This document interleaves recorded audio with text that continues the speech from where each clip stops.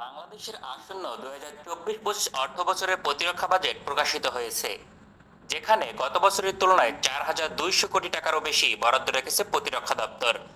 তবে আগামী দিনে দেশের প্রতিরক্ষা বাজেট হবে 42,000 কোটি টাকা। অথচ গত বছর এই বাজেটের পরিমাণ ছিল প্রায় 38,000 কোটি টাকা। কোন সেক্টরে কী পরিমাণ অর্থ ব্যয় হবে তার বিস্তারিত তালিকা প্রকাশ করেছে অর্থ মন্ত্রণালয়। 42,000 কোটি টাকার মাঝে প্রায় 39,000 কোটি টাকা ব্যয় হবে সামরিক বাহিনীর সার্ভিস পরিচালনার জন্য।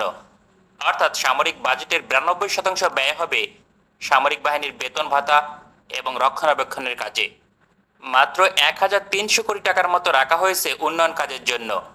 এই অর্থ ব্যয় করবে নতুন অথবা চলমান সামরিক ঘাঁটি নির্মাণ সহ বিভিন্ন সামরিক নির্মাণ কাজে, আর বাকি অর্থ ব্যয় হবে সশস্ত্র বাহিনী বিভাগ পরিচালনা করতে। তবে সমরস্য ক্রয়ের জন্য আলাদা বরাদ্দ রাখবে অর্থ মন্ত্রণালয়। গত বছরের তুলনায় আগামী বছরের বাজেট বেশি মনে হলেও আদতে তা সঠিক নয়। প্রকৃত অর্থে রেকর্ড পরিমাণে সামরিক বাজেট কমেছে। বাংলাদেশের প্রতিরক্ষা বাজেট 2 বছর পূর্বে ছিল 4.5 বিলিয়ন মার্কিন ডলার, যার বর্তমান হিসেব অনুযায়ী প্রায় 50,000 কোটি টাকা। অর্থাৎ চলতি বছর প্রতিরক্ষা বাজেট টাকার হিসেবে বৃদ্ধি পেলেও কমেছে 8,000 কোটি টাকা, কারণ তৎকালীন সময় ডলারের বিনিময় মূল্য ছিল 85 টাকা।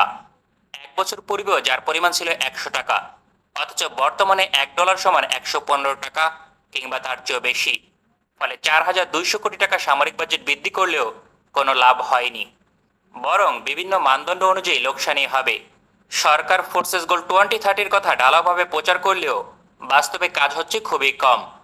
বলা হয়েছিল প্রতিরক্ষা সেক্টরকে ঢেলে সাজানো হবে, যার আওতাধীন নতুন নতুন সামরিক ঘাঁটি স্থাপন করবে, পরবর্তীতে আধুনিক সমরাস্ত্র অন্তর্ভুক্ত করবে, যার মাঝে অন্যতম হচ্ছে যুদ্ধ বিমান, সাবমেরিন, যুদ্ধজাহাজ এবং long range air defence system. তবে এই ধরনের পরিকল্পনা বাস্তবায়ন করতে হলে প্রয়োজন বড় ধরনের বরাদ্দ, কারণ সমরাস্ত্র কিনতে টাকায় নয় বরং ডলারে হিসাব করা প্রয়োজন। বাংলাদেশ প্রতিরক্ষা দপ্তর ফোর্সেস গোল 2030 এর একটি ধাপ সঠিকভাবে অতিক্রম করতে পেরেছে।